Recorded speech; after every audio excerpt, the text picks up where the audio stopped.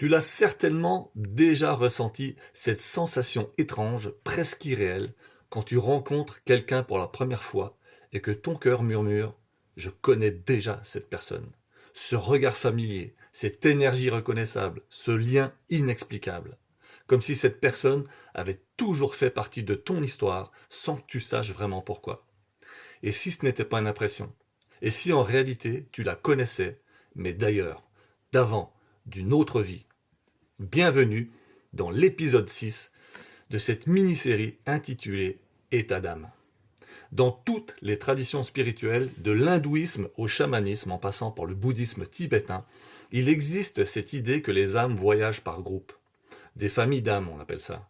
Des constellations d'esprits qui, vie après vie, se retrouvent, s'entraident, se défient, s'aiment et se libèrent ensemble. Rien n'est dû au hasard. Les âmes sont comme des cellules d'un même organisme, reliées par une vibration commune. Elles partagent une fréquence, un but, une trajectoire.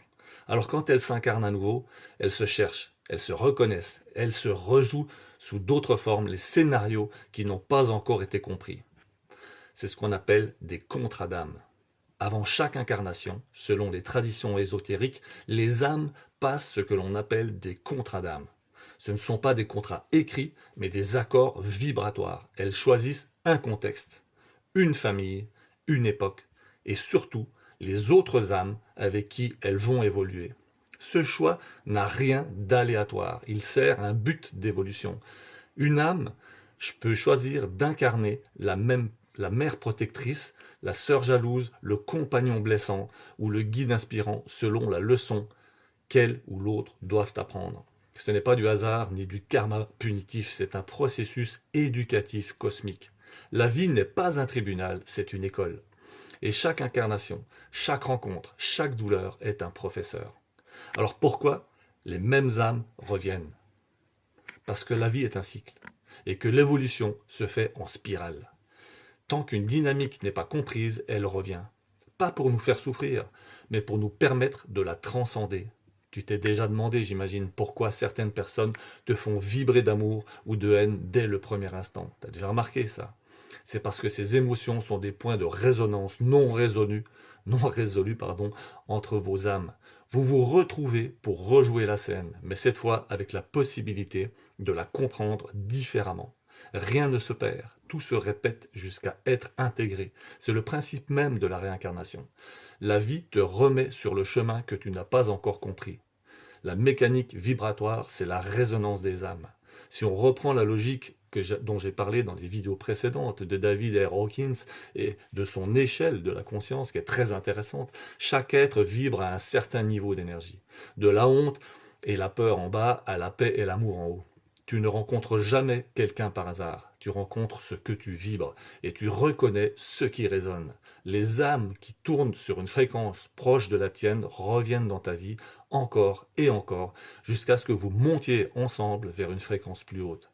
C'est pour ça que certaines relations sont électriques, intenses, bouleversantes. Elles te poussent à t'élever même quand tu te déchires. La douleur, dans ces cas-là, c'est pas une punition, c'est juste une alchimie. Et les rôles sont interchangeables. D'une vie à l'autre, ils changent ces rôles. Celui que tu as trahi hier peut devenir celui que tu trahis aujourd'hui. Et celui que tu as sauvé peut devenir celui qui te sauve. Celui que tu as blessé devient ton enfant, ton parent, ton ami. Rien n'est jamais figé. Les âmes échangent leur rôle non pour se venger, mais pour comprendre les deux côtés de la pièce. Car la conscience totale naît de la compassion, et la compassion naît de l'expérience des deux polarités. On parle beaucoup des âmes sœurs et des familles d'évolution. Parmi ces groupes, il y a ceux qu'on appelle les âmes sœurs, les flammes jumelles, les familles d'âmes, etc., etc. On peut donner des noms différents pour plein de choses. Elles ne sont pas forcément des amours romantiques. Ce sont des âmes qui ont décidé d'évoluer ensemble à travers différentes dimensions et différentes vies. Certaines se croisent pour une heure, d'autres pour une vie entière. Mais toutes laissent une empreinte. Elles activent quelque chose. Elles réveillent un souvenir, elles rallument une flamme intérieure. C'est pourquoi certaines rencontres bouleversent ta trajectoire. Elles ne viennent pas de cette vie, elles viennent d'un passé énergétique partagé. C'est là que la conscience s'éveille. Plus tu t'éveilles à ta vraie nature, plus tu reconnais ces âmes intuitivement. Tu n'as pas besoin de souvenirs. Tu sens leur signature énergétique, tu reconnais leur vibration et tu ressens cette paix étrange, ce sentiment d'évidence, comme si tu disais « Ah, c'est toi, nous revoilà ensemble ».